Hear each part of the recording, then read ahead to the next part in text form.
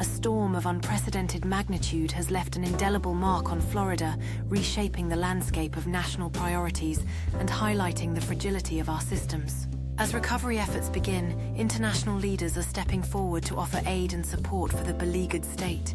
In the wake of Hurricane Milton, Florida's governor has expressed gratitude for the pledges of assistance from countries like Canada and Australia.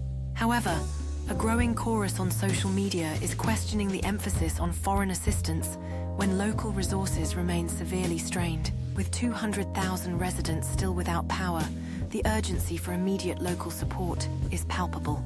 Climate experts are warning that Hurricane Milton's unprecedented strength is linked to the warming of our oceans, igniting discussions on global environmental policies.